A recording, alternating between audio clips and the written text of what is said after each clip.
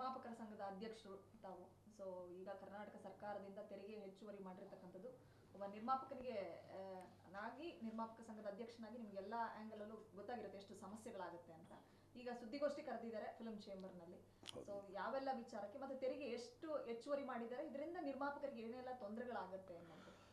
Madam, ಈಗ ಏನು ನಮ್ಮ ಚಿತ್ರರಂಗದ ಪರಿಸ್ಥಿತಿ ಮತ್ತು ಚಿತ್ರಮಂದಿರಗಳ ಪರಿಸ್ಥಿತಿ ಇವೆಲ್ಲ ಏನಿದ್ದಾವೆ, ಸೊ ಈ ಸಂದರ್ಭದಲ್ಲಿ ರಾಜ್ಯ ಸರ್ಕಾರ ನಮ್ಮನ್ನು ಅಂದರೆ ಮಾತೃ ಸಂಸ್ಥೆಯನ್ನು ಈ ಸೆಸ್ ಜಾರಿಗೆ ತರಲಿಕ್ಕೆ ಅನ್ನೋ ಒಂದು ಮೀಟಿಂಗನ್ನು ಕರೀತಾರೆ ಮೇಡಮ್.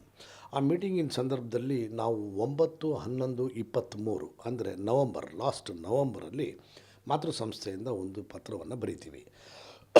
ತಾವು ಏನು ಈಗ ಸೆಸ್ಸನ್ನು ವಿಧಿಸಬೇಕು ಅಂತಕ್ಕಂಥದ್ದು ಒಂದು ಪ್ಲ್ಯಾನ್ ಮಾಡ್ತಾಯಿದ್ದೀರಿ ಸರ್ಕಾರದಿಂದ, ತೆರಿಗೆಯನ್ನು ಹೂಡಬೇಕು ಅಂಥೇಳಿ, ಅದು ನಮಗೆ ತುಂಬ ಮಾರಕವಾಗ್ತದೆ. ದಯಮಾಡಿ ಅದ್ರ ಬಗ್ಗೆ ಈ ಸಂದರ್ಭದಲ್ಲಿ ಬೇಡ. ಇವತ್ತಿನ ಪರಿಸ್ಥಿತಿ, ವಾತಾವರಣ, ಇವತ್ತಿನ ಕಲೆಕ್ಷನ್ನು, ಇವತ್ತಿನ ಚಿತ್ರಮಂದಿರದಲ್ಲಿ ಚಿತ್ರಗಳು ನಿಂತ್ಕೊಳ್ದೇ ಇರೋದು, ಪೈರಸಿಗಳ ಹಾವಳಿ ಇವೆಲ್ಲ ಇರೋದ್ರಿಂದ ದಯಮಾಡಿ ಈ ಸದ್ಯದಲ್ಲಿ ಆ ಒಂದು ಸೆಸ್ ಅಂತಕ್ಕಂಥದ್ದು ತೆರಿಗೆ ಮೇಲೆ ತೆರಿಗೆ, ಅದು 2.5%, ಅದನ್ನು ಮಾಡಬೇಡಿ ಅನ್ನೋ ಮನವಿಯನ್ನು ನಾವು ಮೌಖಿಕವಾಗೂ ಮಾತಾಡಿ ಲಿಖಿತ ರೂಪದಲ್ಲೂ ಕೂಡ ಕಾಗದವನ್ನು ಕೊಡ್ತೀವಿ ಮೇಡಮ್. ಯಾವಾಗಿದು 9-11-23 ನವಂಬರ್. ಯಾರಿಗೆ? ಕಾರ್ಮಿಕ ಸಚಿವರಿಗೂ ಕೊಡ್ತೀವಿ, ಯಾರು ಸಂತೋಷ್ ಲಾಡ್ ಸಾಹೇಬ್ರಿಗೆ, ಮತ್ತು ಕಾರ್ಯದರ್ಶಿಗಳಿಗೂ ಕೂಡ ಕೊಡ್ತೀವಿ, ಯಾರು ಸರ್ಕಾರದ ಕಾರ್ಯದರ್ಶಿಗಳಿಗೆ, ಮತ್ತು ಸಿದ್ದರಾಮಯ್ಯ ಸಾಹೇಬ್ರಿಗೂ ಕೂಡ ಕೊಡ್ತೀವಿ ಮೇಡಮ್. ಸೊ ಇದಾದ ಮೇಲೆ ಅವರು ಬಿಲ್ನ ಪಾಸ್ ಮಾಡ್ತಾರೆ ವಿಧಾನಮಂಡಲದಲ್ಲಿ. ನಿನ್ನೆ ತಿರುಗಿ ನಮ್ಮ ಮಾತೃ ಸಂಸ್ಥೆ ಅಧ್ಯಕ್ಷರು ನಮ್ಮ NM ಸುರೇಶ್ ಅವರು ಮತ್ತು ಮಾಜಿ ಅಧ್ಯಕ್ಷರುಗಳು, ನಮ್ಮ ಕಾರ್ಯದರ್ಶಿಗಳೆಲ್ಲ ಹೋಗಿ ಮತ್ತೆ ಮುಖ್ಯಮಂತ್ರಿಗಳನ್ನು ಮತ್ತು ಸಂತೋಷ್ ಲಾಡ್ ಸಾಹೇಬ್ರನ್ನ ಇಬ್ಬರನ್ನೂ ಭೇಟಿಯಾಗಿ ಈ ಕಾಗದವನ್ನು ಕೊಡ್ತಾರೆ.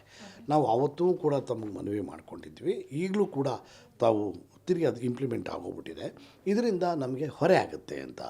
ಬಟ್ಟು ಸರ್ಕಾರ ಮತ್ತು ಕಾರ್ಮಿಕರ ಇಲಾಖೆ ಕೊಡ್ತಾ ಇರ್ತಕ್ಕಂಥ ಅದಕ್ಕೆ ಒಂದು ಸಮಜಾಯಿಷಿ ಏನಪ್ಪ ಅಂದರೆ, ಇದರಲ್ಲಿ ಬರ್ತಕ್ಕಂಥ ಸೆಸ್ ಹಣದಲ್ಲಿ ಬರ್ತಕ್ಕಂತಹ ವರಮಾನವನ್ನು ನಾವು ಕಾರ್ಮಿಕರು ಮತ್ತು ಕಲೆಗೆ ಸಂಬಂಧಪಟ್ಟಂಥ ಅಸಂಘಟಿತರಿಗೆ ಅದನ್ನು ಸದುಪಯೋಗ ಪಡಿಸ್ಕೊತೀವಿ ಅಂತಕ್ಕಂಥದ್ದು.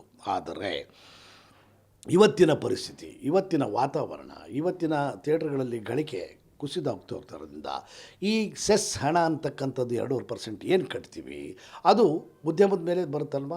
ಅದು ಪ್ರತ್ಯಕ್ಷ ಯಾವುದೇ ಪ್ರದರ್ಶಕರಾಗಲಿ ಯಾವುದೇ ಹಂಚಿಕೆದಾರರಾಗಲಿ ಅದರ ಜವಾಬ್ದಾರಿಯನ್ನು ತಗೊಳ್ಳಲ್ಲ. ಅದು ತಿರುಗಿ ಏನಾಗುತ್ತೆ, ಒಬ್ಬ ನಿರ್ಮಾಪಕನ ಮೇಲೇ ಅದು ಹೊರೆ ಆಗುತ್ತೆ.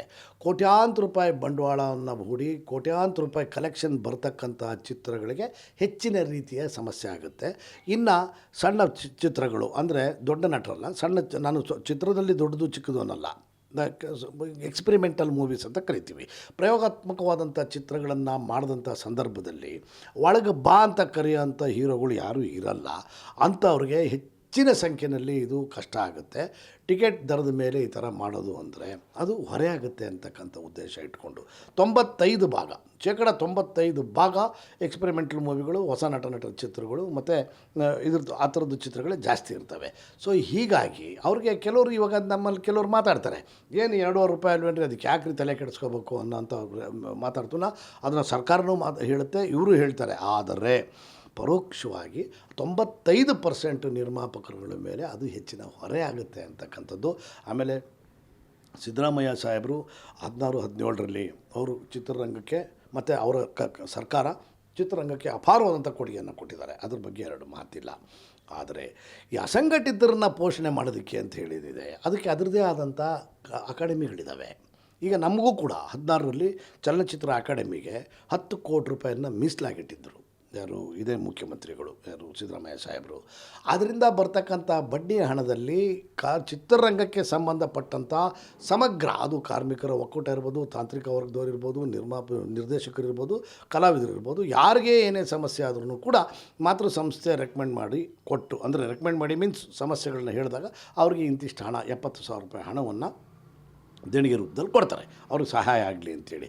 ಸೊ ಎಲ್ಲ ರೀತಿಯ ಇದನ್ನು ಮಾಡಿದ್ದಾರೆ. ಆದರೆ ಇದು ಬಂದು ಏನು ಸೆಸ್ ಇದೆಯಲ್ಲ, ಟ್ಯಾಕ್ಸ್ ಮೇಲೇ ಟ್ಯಾಕ್ಸ್ ಹಾಕ್ತಾ ಇರೋದಿದೆಯಲ್ಲ, ಸೆಸ್ ಹಾಕ್ತಾ ಇರೋದಿಲ್ಲ, ಅದು ಹೊರೆ ಆಗುತ್ತೆ ಅಂತಕ್ಕಂಥ ಮನವಿಯನ್ನು ತಿರುಗಿ ಮುಖ್ಯಮಂತ್ರಿಗಳಿಗೆ ಕೊಟ್ಟು ಅದನ್ನು ತೆಗೆದು ಹಾಕಿಸ್ಲಿಕ್ಕೆ ಏನು ಬೇಕೋ ಆ ಒಂದು ವ್ಯವಸ್ಥೆಯನ್ನು ಮಾತೃ ಸಂಸ್ಥೆ ಮತ್ತು ಎಂಟೈರ್ ಚಿತ್ರರಂಗ ಮಾಡ್ತಾಯಿದೆ ಮೇಡಮ್. ಸಾಧ್ಯ ಇದೆಯಾ ಸರ್ ಅದು ಬಿಲ್ ಪಾಸ್ ಆಗಿರೋದ್ರಿಂದ? ಮೇಡಮ್, ಈಗ ತಾಯಿ ಮಗು ಅಳುತ್ತೆ, ಹಾಲು ಕುಡಿಸಿದ್ರೆ ಮಗು ಸುಮ್ಮನಿರುತ್ತೆ, ಹಾಲು ಕುಡಿಸ್ದೇವ್ರೆ ಮಗು ಅಳುತ್ತೆ ಅಥವಾ ಜ್ವರ ಬರುತ್ತೆ, ಇನ್ನೇನೋ ಒಂದು ಆಗುತ್ತೆ.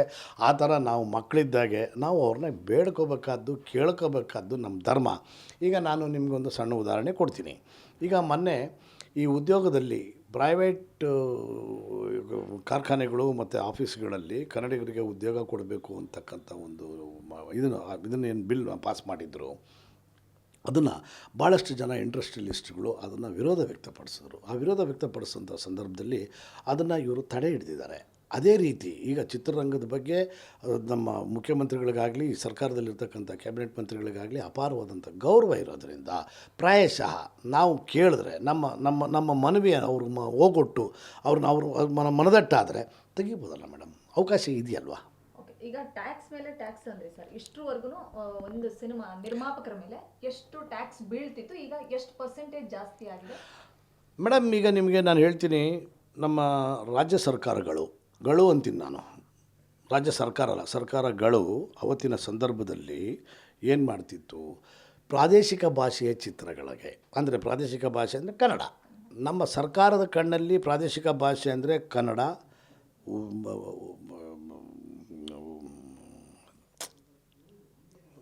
ಇವಾಗ ಹೇಳಿದ್ನಲ್ಲ ಮೇಡಮ್, ಕನ್ನಡ, ಕೊಂಕಣಿ, ಬ್ಯಾರಿ, ಈ ಥರದ್ದು ಒಂದು 5 ಭಾಷೆಗಳನ್ನು ಪ್ರಾದೇಶಿಕ ಭಾಷೆ ಅಂತಲೇ ಕನ್ಸಿಡರ್ ಮಾಡ್ತಾರೆ. ಅಷ್ಟಕ್ಕೂ ಸಬ್ಸಿಡಿ ಇದೆ ಸರ್ಕಾರದಲ್ಲಿ, ವಾರ್ತಾ ಇಲಾಖೆಯಲ್ಲಿ. ಪ್ರಾದೇಶಿಕ ಭಾಷೆ ಚಿತ್ರಗಳಿಗೆ 100% ತೆರಿಗೆ ವಿನಾಯಿತಿಯನ್ನು ಕೊಟ್ಟು ಚಿತ್ರಗಳಿಂದ ಬರ್ತಕ್ಕಂತಹ ಆ ವರಮಾನ ಏನಿತ್ತು ಅವತ್ತು ಆ ನಿರ್ಮಾಪಕರಿಗೆ ನೇರವಾಗಿ ಅದರ ಲಾಭಾಂಶ ಇರ್ತಿತ್ತು. ಆದರೆ GST ಅಂತ ಬಂದ ನಂತರ GST ಅದುವಾಗ ಪರಭಾಷೆ ಚಿತ್ರಗಳಿಗೆ 30% ತೆರಿಗೆಯನ್ನು ವಿಧಿಸ್ತಿದ್ರು ಆ ಸರ್ಕಾರ. ನಮಗೆ 100% ತೆರಿಗೆ ವಿನಾಯಿತಿ ಇತ್ತು, ಅವ್ರಿಗೆ 30% ಇತ್ತು.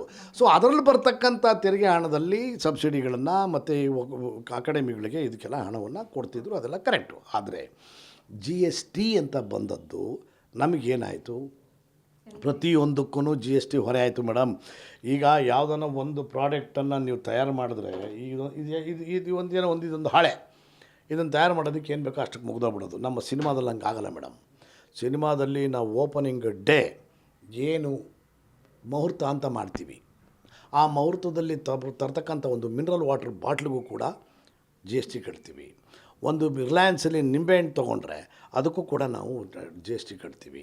ಅದನ್ನು ಕಾರು ಬಳಸ್ತೀವಿ, ಯಾರಿಗೆ ಕಲಾವಿದರಿಗೆ ಹಣ ಕೊಡ್ತೀವಿ, ತಾಂತ್ರಿಕ ವರ್ಗದವ್ರಿಗೆ ಕೊಡ್ತೀವಿ, ಟೆಕ್ನಿಷಿಯನ್ಸು ಪ್ರತಿಯೊಬ್ಬರಿಗೂ ಹಣದಕ್ಕೂ ಕೂಡ GST ಬಂದೇ ಬರುತ್ತೆ ಮೇಡಮ್. ಒಂದು ಚಿತ್ರೀಕರಣದ ಹಂತ, ಈ ಚಿತ್ರೀಕರಣದ ಹಂತ ಮುಗಿದ ಮೇಲೆ ನಾವು ಅದು ಚಿತ್ರೀಕರಣ ಮಾಡೋದಕ್ಕೆ ನಾವು ಇದನ್ನು ಪರ್ಚೇಸ್ ಮಾಡ್ತೀವಿ ಗೊತ್ತಾ, ಕ್ಯಾಮ್ರಾಗಾಗ್ಬೋದು, ಸಲಕರಣೆಗಳಾಗ್ಬೋದು, ಮತ್ತು ನಾವು ಏನು ಹಾರ್ಡ್ ಡಿಸ್ಕ್ನ ಪರ್ಚೇಸ್ ಮಾಡ್ತೀವಿ ಅದಕ್ಕೂ ಕೂಡ ಕಟ್ತೀವಿ. ಹಂತವಾಗಿ ಒಂದು ನಿಂಬೆ ಹಣ್ಣಿಂದ ಫಸ್ಟ್ ಕಾಪಿ ರೆಡಿ ಆಗೋ ತನಕನೂ ಕೂಡ ನಾವು GSTಗಳನ್ನ ಕಟ್ಕೊಂಡು ಬರ್ತೀವಿ. ಬೇರೆದಾದರೆ ಒಂದು ಮೆಟೀರಿಯಲ್ಲು, ಒಂದು ಪ್ರಾಡಕ್ಟು, ಪರ್ಚೇಸರು ಮುಗ್ದೋಯ್ತು ಅಲ್ಲಿಗೆ. ನಮ್ದು ಹಂಗೆ ಆಗಲ್ಲ. ಸೊ 24 ಕ್ರಾಫ್ಟು ಬರೀ ಕಾರ್ಮಿಕರದಲ್ಲೇ ಇದೆ. ಇನ್ನು ಉಳಿದ ಹಾಗೆ ನಾವು ಸೇಲ್ ಮಾಡ್ತೀವಿ. ಇನ್ನು ಫಸ್ಟ್ ಕಾಪಿ ರೆಡಿ ಆದಮೇಲೆ ರೆಡಿ ಆಗೋಕ್ಕೂ ಕೂಡ ನಾವು ಥಿಯೇಟ್ರ್ಗಳಿಗೂ ಕೂಡ ಪ್ಲಸ್ UFO, ಕ್ಯೂಬು, ಸ್ಕ್ರ್ಯಾಬಲ್ಲು ಎಲ್ಲದಕ್ಕೂ ನಾವೇನು ಅಪ್ಲೋಡ್ ಮಾಡ್ತೀವಿ, ಸರ್ವಿಸ್ ಕಂಟೆಂಟ್ರ್ ಅಂತಿದ್ದಾರೆ, ಅದಕ್ಕೂ ಕೂಡ ಕಟ್ತೀವಿ. ಅದಾದಮೇಲೆ ನೀವು ಸ್ಯಾಟಲೈಟ್ ಸೇಲ್ ಮಾಡಿದ್ರೆ ಅದಕ್ಕೂ ಕಟ್ತೀವಿ. ಪ್ರತಿಯೊಂದಕ್ಕೂ ಕಟ್ಕೊಂಡು ಒಬ್ಬ ನಿರ್ಮಾಪಕ GSTಯನ್ನು ಮತ್ತು ಟ್ಯಾಕ್ಸ್ಗಳನ್ನು ಕಟ್ಟಿ ಇತ್ತೀಚಿನ ದಿನಗಳಲ್ಲಿ ಎಷ್ಟು ಜನ ಆತ್ಮಹತ್ಯೆಗಳನ್ನ ಮಾಡ್ಕೊಂಡಿದ್ದಾರೆ ನಿರ್ಮಾಪಕರುಗಳು ಅನ್ನೋದು ಕೂಡ ನಮಗಿನ್ನ ಜಾಸ್ತಿ ನಿಮ್ಮ ಮಾಧ್ಯಮದವ್ರ ಹತ್ರ ಅದರದ್ದು ಲಿಸ್ಟ್ ಇದೆ. ಇನ್ನೂ ಆ ಅಂಚಿನಲ್ಲೂ ಕೂಡ ಇದ್ದಾರೆ ಜನ. ಅಂದರೆ ಈ ತೆರಿಗೆಗಳು ಮಾರಕವಾಗ್ತಾಯಿದೆ. ಆಮೇಲೆ ಎಲ್ಲದಕ್ಕಿಂತ ಮುಖ್ಯವಾಗಿ ಪೈರಸಿ. ನಾನು ನಿಮಗೆ ಹೇಳಿದ್ದೆ, ಒಂದು ಆ ಟೆಲಿಗ್ರಾಮ್ ಅಂತಕ್ಕಂಥ ಒಂದು ಆ್ಯಪಿಂದ ಇವತ್ತು ಭಾರತ ಚಿತ್ರರಂಗವೇ ನಲುಗಿ ಹೋಗಿದೆ, ತತ್ತರಿಸಿ ಹೋಗಿದೆ. ನಾಟ್ ಓನ್ಲಿ ಕನ್ನಡ ಸಿನಿಮಾ, ಆ ಟೆಲಿಗ್ರಾಮ್ ಅಂತಕ್ಕಂಥ ಆ್ಯಪು ಎಂಟೈರ್ ಭಾರತದ ಯಾವುದೇ ಚಿತ್ರಗಳು ಇವತ್ತು ಬೆಳಗ್ಗೆ ಶುಕ್ರವಾರ ಬಿಡುಗಡೆ ಆಯಿತು ಅಂದರೆ 11:30 12 ಗಂಟೆ ಟೆಲಿಗ್ರಾಮನ್ನು ನೀವು ಅದನ್ನು ನೋಡ್ಬೋದು. ಆ ಟೆಲಿಗ್ರಾಮ್ ಅಂಡರಲ್ಲಿ ಒಂದು 150 ಕನ್ಸರ್ನ್ ಇದೆ, ಸಿಸ್ಟರ್ ಕನ್ಸರ್ನ್ಸು. ಆ ಸಿಸ್ಟರ್ ಕನ್ಸರ್ನ್ಸಲ್ಲಿ ಎಲ್ಲದರಲ್ಲೂ ಹಾಕ್ತಾರೆ. ಆದರೆ ಸರ್ಕಾರಕ್ಕೆ ಟೆಲಿಗ್ರಾಮ್ ಅಂತಕ್ಕಂಥ ಆ್ಯಪು ಬೇಕು. ಯಾಕೆ ಬೇಕು? ಪ್ರಪಂಚದಲ್ಲಿ ನಡೀತಕ್ಕಂಥ ವಿದ್ಯಮಾನಗಳನ್ನು ತಿಳ್ಕೊಳ್ಳಿಕ್ಕೆ ಟೆಲಿಗ್ರಾಮನ್ನು ಆ್ಯಪ್ ಬೇಕು. ಆ ಟೆಲಿಗ್ರಾಮ್ ಅಂತಕ್ಕಂಥ ಆ್ಯಪ್ಗೆ ರಾಜಕಾರಣಿಗಳಾಗಿರ್ಬೋದು, ಪ್ರಧಾನಮಂತ್ರಿಗಳಾಗಿರ್ಬೋದು, ಕ್ರಿಕೆಟರ್ಸ್ ಆಗಿರ್ಬೋದು, ನಿಮ್ಮ ಪತ್ರಕರ್ತರಾಗಿರ್ಬೋದು, ಭಾಳಷ್ಟು ಜನ ಅದ್ರ ಫಾಲೋವರ್ಸ್ ಇದ್ದೀರಿ. ಆದರೆ ಅದು ಭಾರತೀಯ ಪ್ರಚಲಿತ ವಿದ್ಯಮಾನಗಳನ್ನ ತಿಳಿಸೋದಕ್ಕೆ ಪೂರಕವಾಗಿದೆ ನಿಜ. ಆದರೆ ಅದರಲ್ಲಿ ಆ ಚಿತ್ರಗಳನ್ನು ಹಾಕಿ ಚಿತ್ರರಂಗದಕ್ಕೆ ಅದು ಮಾರಕವಾಗಿದೆಯಲ್ಲ, ಅದನ್ನು ಯಾರೂ ಪ್ರಶ್ನೆ ಮಾಡ್ತಾ ಇಲ್ಲ. ಸೊ ಅಂಥದ್ರ ಮೇಲೆ ಅವಕ್ಕೊಂದು ಮಾಡಿ. ಇವಾಗ ಕೋವಿಡ್ ಸಂದರ್ಭದಲ್ಲಿ ಒಂದು 3-4 ಆ್ಯಪ್ಗಳನ್ನು, ಚೈನಾ ಬೇಸ್ಡ್ ಆ್ಯಪ್ಗಳನ್ನು ಬ್ಯಾನ್ ಮಾಡಿದ್ದು ನಿಜ ಅಲ್ವಾ? ಆ ಥರ ಅದನ್ನು ಬ್ಯಾನ್ ಮಾಡಿದ್ರಿ. ಹಾಗೆ ಇದು ಚಿತ್ರರಂಗಕ್ಕೂ ಮಾರಕವಾಗಿದೆ ಅಂಥೇಳಿ ಈ ಟೆಲಿಗ್ರಾಮ್ ಅಂತಕ್ಕಂಥ ಒಂದು ಆ್ಯಪ್ಗೆ ನೀವು ಮಾನದಂಡವನ್ನು ಕೊಡಿ. ಅವ್ರಿಗೊಂದು ನಿರ್ದಿಷ್ಟವಾದಂಥ ನಿರ್ದೇಶನ ಕೊಡಿ. ನೋಡಪ್ಪ, ಚಿತ್ರರಂಗಕ್ಕೆ ಸಂಬಂಧಪಟ್ಟಂತಂದ್ರೆ ನಿಮ್ಮ ಇದರಲ್ಲಿ ಟೆಲಿಗ್ರಾಮನ್ನು ಆ್ಯಪಲ್ಲಿ ಹಾಕಬೇಡಿ ಅನ್ನೋ ನಿದರ್ಶನವನ್ನು ಕೊಟ್ಟು ಅವ್ರಿಗೆ ಇಲ್ಲಿ ಅವಕಾಶ ಮಾಡಿಕೊಡಿ, ಇಲ್ಲಾಂದರೆ ಬ್ಯಾನ್ ಮಾಡಿ. ಇದರಿಂದ ಸರ್ಕಾರಕ್ಕೆ ಬರ್ತಕ್ಕಂಥ ವರಮಾನ, ಕೇಂದ್ರ ಸರ್ಕಾರಕ್ಕೆ ಹೋಗ್ತಕ್ಕಂಥ GST, ರಾಜ್ಯ ಸರ್ಕಾರಕ್ಕೆ ಬರ್ತಕ್ಕಂಥ GST ಎರಡೂ ಕೂಡ ಕಟ್ಟಾಗುತ್ತಲ್ಲ ಮೇಡಮ್. ಎಲ್ಲೋ ಒಂದು ಯಾವುದೋ ಕುಗ್ರಾಮದಲ್ಲಿ ಕೂತ್ಕೊಂಡು ಮೊಬೈಲಲ್ಲಿ ಕೂತ್ಕೊಂಡು ಟೆಲಿಗ್ರಾಮ್ ನೋಡ್ಕೊಂಡು ಸಿನಿಮಾ ಮುಗಿಸ್ತಾರೆ, ಮುಗ್ದಾಯಿತು. ಮೊದಲಿತ್ತು ಇಲ್ಲ, ಪ್ರೇಕ್ಷಕರು ಚಿತ್ರಮಂದಿರಕ್ಕೆ ಬಂದು ನೋಡಿದ್ರೆ ಆ ಮನೋರಂಜನೆ ಹಾಗಿರುತ್ತೆ ಹೀಗಿರುತ್ತೆ ಅಂತ ಏನಿಲ್ಲ. ಇವಾಗೆಲ್ಲ ಮೊಬೈಲಲ್ಲಿ ಕೂತ್ಕೊಂಡು ನೋಡ್ತಾರೆ. ನೋಡ್ಬಿಟ್ಟು ಅವ್ರದ್ದು ಯಾವ ಸಂಬಂಧಪಟ್ಟಂಥವನು ಅವ್ನು ಇಷ್ಟಪಡ್ತಕ್ಕಂಥ ನಟನ ನೋಡ್ಬಿಟ್ಟು ಮುಗಿಸಿ ಸೈಡ್ಗೆ ಇಡ್ತಾರೆ. ಥಿಯೇಟ್ರಿಗೆ ಯಾಕೆ ಬರ್ತಾರೆ? ಚಿತ್ರಮಂದಿರ ಗತಿ ಏನಾಗಬೇಕು? ಕೋಟ್ಯಾಂತರ ರೂಪಾಯಿ ಬಂಡವಾಳ ಹಾಕಿದ ನಿರ್ಮಾಪಕನ ಗತಿ ಏನಾಗಬೇಕು? ಅದೇ GST ಅದೇ ಈಗ ಎಲ್ಲರೂ ಈಕ್ವಲ್ ಆಗಿ ಕಟ್ಟಬೇಕು. ಪ್ರಾದೇಶಿಕ ಸಿನಿಮಾಗಳು ಕಟ್ಟಬೇಕು, ಪ್ರತಿಯೊಬ್ಬರು ಕಟ್ಟಬೇಕು ಸರಿ. ಬಟ್ ಈಗ ಎಕ್ಸ್ಟ್ರಾ ಮಾಡಿರೋದ್ರಿಂದ ಎಷ್ಟು ಕಟ್ಟಬೇಕಾಗುತ್ತೆ ಸರ್? 2.5%. ಅದು ಇವಾಗ ಎಕ್ಸ್ಟ್ರಾ ಅದೇನು ಬರುತ್ತೆ? ಈಕ್ವಲ್ ಅಂದರೆ ಎಷ್ಟು ಕಟ್ಟಬೇಕಾಗುತ್ತೆ ಸರ್? ಅಂದರೆ ಎಲ್ಲರೂ ಕಟ್ಟಬೇಕು GST ಒಂದು ಸಿನಿಮಾಗೆ? GSTಗೆ ಯಾವುದೇ ಭಾಷೆ ಅಂತಿಲ್ಲ ಮೇಡಮ್. ಎಲ್ಲ ಮೊದಲಾದರೆ ಪ್ರಾದೇಶಿಕ ಭಾಷೆಗೆ ತೆರಿಗೆ ವಿನಾಯಿತಿ ಇತ್ತು. GST ಅದನ್ನೇ ಹೇಳ್ತಾನೆ, GST ಬಂದಾದಮೇಲೆ ಆ ಭಾಷೆ ಈ ಭಾಷೆ ಅಂತಿಲ್ಲ, ಎಲ್ಲರೂ ಈಕ್ವಲ್ ಕಟ್ಟಬೇಕಾಗುತ್ತೆ ಸರ್ ಒಂದು ಸಿನಿಮಾಗೆ. 18% ಅದಿದೆಯಲ್ಲ, 18%ಗೆ 2.5% ಜಾಸ್ತಿ ಅಡಿಷ್ನಲ್ ಆಗುತ್ತೆ. ಅಂದಮೇಲೆ ಅದು ಪರೋಕ್ಷವಾಗಿ ಪ್ರತ್ಯಕ್ಷವಾಗಿ ನಿರ್ಮಾಪಕನಿಗೆ ಹೊಣೆ ಆಗುತ್ತೆ ವಿನಃ ಇನ್ಯಾರಿಗೂ ಆಗಲ್ಲ. ಈಗ ಬಾಕ್ಸ್ ಆಫೀಸ್ ಕಲೆಕ್ಷನ್ ಮೇಲೆ ಡಿಸೈಡ್ ಆಗುತ್ತೆ. ಹೌದು, ಏನು ಟ್ಯಾಕ್ಸು ಅಂತ. 1 ಕೋಟಿ ಬಂತಾ, 2 ಲಕ್ಷ ಕಟ್ಟಿ. ಈ ಥರದ್ದು ಕ್ಯಾಲ್ಕುಲೇಷನ್ ಬರುತ್ತೆ. ಈಗ ಕೆಲವು ದೊಡ್ಡ ನಟರ ಚಿತ್ರಗಳು, ಅದು ಮೊನ್ನೆ ಕಲ್ಕಿ ಆಗಿರ್ಬೋದು, ಅವ್ರಿಗಿನ ಮುಂಚೆ KGF ಆಗಿರ್ಬೋದು, ನಮ್ಮದೇ ಕಾಂತಾರ ಆಗಿರ್ಬೋದು, ಕೋಟ್ಯಾಂತರ ರೂಪಾಯಿ ಕಲೆಕ್ಷನ್ಸ್ಗಳು ಬಂದಿದೆಯಲ್ಲ ಮೇಡಮ್. ಆ ಒಂದು ಸಂದರ್ಭದಲ್ಲಿ ಅದು ನಿರ್ಮಾಪಕ ತಾನೇ ಕಟ್ಟಬೇಕು, ಅದು ಹೊರೆ ಆಗುತ್ತಲ್ವಾ? ಸೊ ಆ ಥರದ್ದು 100 ಕೋಟಿ ಬಜೆಟ್ ಸಿನಿಮಾಗಳಿಗೆ ಸಪರೇಟ್ ಇರುತ್ತಾ? ಜಾಸ್ತಿ ಇಲ್ಲ. ಟ್ಯಾಕ್ಸ್ ಬಂದು ಯೂನಿಫಾರ್ಮ್. ಹೌದು, ಕಡಿಮೆ ನಿಮ್ಗೆ 10 ಲಕ್ಷ ಬಂತು ಇಷ್ಟು ಕಟ್ಟಿ, ಅದಿಲ್ಲ. ಆ ವ್ಯವಸ್ಥೆ ಅಲ್ಲ. ಎಷ್ಟು ಜನ ಬರಲಿ 18% ಕಟ್ಟಿ. ಸರ್, ಈಗ ಹೇಳಿದ್ರಿ ಫೈನಲಿ ಅದೇ ಸರ್ಕಾರ ಈಗ ಆಲ್ರೆಡಿ ಮಸೂದೆ ಅಂದರೆ ಬಿಲ್ ಪಾಸ್ ಮಾಡಿ ಆಗಿದೆ, ಅದನ್ನು ಗಣನೆಗೆ ತಗೊಳ್ತದೋ ಇಲ್ಲೋ ಗೊತ್ತಿಲ್ಲ ಮೇಡಮ್. ಬಟ್ ಮನವರಿಕೆ ಮಾಡ್ತಕ್ಕಂಥ ಕೆಲಸವನ್ನು ಮಾತೃಸಂಸ್ಥೆಯಾಗಿ ಚಿತ್ರರಂಗ ಆಗಲಿ ಸರ್ಕಾರಕ್ಕೆ ಮನವಿ ಮಾಡ್ಕೊತೀವಿ. ಇರ್ತಕ್ಕಂಥ ಸಮಸ್ಯೆಗಳ ಸಮಗ್ರ ವಿಚಾರಗಳನ್ನು ಅವರಿಗೆ ತಿಳಿಸ್ಕೊಟ್ಟಾದಮೇಲೆ ಸರ್ಕಾರ ಯಾವ ರೀತಿ ನಮ್ಮನ್ನು ಸಮಾಧಾನ ಮಾಡುತ್ತೆ ಅಥವಾ ತೆರಿಗೆ ಅದನ್ನು ತೆಗೆಯುತ್ತೆ ಅನ್ನೋದನ್ನು ಕಾದು ನೋಡಬೇಕಾಗಿದೆ ಮೇಡಮ್. ಸರ್, ಈಗ ಪ್ರೊಡ್ಯೂಸರ್ ಸಂಘದ ಅಧ್ಯಕ್ಷರಾಗಿರೋದ್ರಿಂದ ಮುಂದಿನ ದಿನಗಳಲ್ಲಿ ಅಂದರೆ ಈ ಒಂದು ಸಿನಿಮಾ ಶುರು ಮಾಡಬೇಕಾದ್ರೆ ಒಂದು 50 ಕೋಟಿನಲ್ಲಿ ಸಿನಿಮಾ ಮುಗಿಸೋಣ ಅಂತ ಶುರು ಮಾಡಿರ್ತಾರೆ ಅಂದ್ಕೊಳ್ಳಿ, ಎಕ್ಸಾಂಪಲು. ಅದು 100 ಕೋಟಿ ಆಗುತ್ತೆ. ಯಾಕೆ ಹೇಳ್ತಿದ್ದೀನಿ ಅಂದರೆ ರೀಸೆಂಟಾಗಿ ಅಶೋಕ್ ದೊಂಡಾಳೆ ಅವ್ರು ಸಾಯೋದಕ್ಕೆ ಬಜೆಟ್ ಕೂಡ ಜಾಸ್ತಿ ಆಯಿತು ಅನ್ನುವಂಥ ಮಾಹಿತಿ. ಸೊ ಹಾಗಾಗಿ ಸಾಲ ಜಾಸ್ತಿ ಆಗಿದ್ರಿಂದ ಸೂಸೈಡ್ ಮಾಡ್ಕೊಂಡ್ರು ಅನ್ನೋದು ಆರೋಪ ಅಷ್ಟೇ, ಅದನ್ನು ಯಾರು ಹೇಳ್ತಾ ಇಲ್ಲ. ಅದೊಂದು ರೀಸನ್ ಇರ್ಬೋದು ಅಂತ.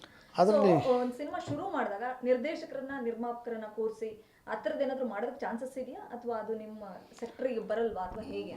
ಮೇಡಮ್, ಒಬ್ಬ ನಿರ್ದೇಶಕ ಒಂದು ಸಬ್ಜೆಕ್ಟನ್ನು ಒಬ್ಬ ನಿರ್ಮಾಪಕರ ಮುಂದೆ ಹೇಳಿದಾಗ ಸಂದರ್ಭದಲ್ಲಿ ಆ ಸಬ್ಜೆಕ್ಟಲ್ಲೇ ಬಡ್ಜೆಟು ಕೂಡ ಇರುತ್ತೆ. ಅದನ್ನು ಮನವರಿಕೆ ಮಾಡಿಕೊಂಡೇ ನಿರ್ಮಾಪಕರು ಸ್ಟಾರ್ಟ್ ಮಾಡಿರ್ತಾರೆ. ಎಲ್ಲೋ ಒಂದು ಕಡೆ ನಿರ್ದೇಶಕರು ತಾವು ಹೇಳೋದಕ್ಕಿಂತ ಜಾಸ್ತಿ ಖರ್ಚು ಮಾಡಿದ್ರು ಅಂದಾಗ ಅದೇ ಸಂದರ್ಭದಲ್ಲಿ ಅದನ್ನು ಕೂತ್ಕೊಂಡು ಕ್ಲಿಯರ್ ಮಾಡ್ಕೊಳ್ಳೋದಕ್ಕೆ ಏನು ಬೇಕೋ ಅದನ್ನು ಮಾಡ್ಕೋಬೇಕೇ ವಿನಃ ಆತ್ಮಹತ್ಯೆ ಸೂಸೈಡು ಅಂತಕ್ಕಂಥದ್ದೇ ಮಾನದಂಡ ಅಲ್ಲ.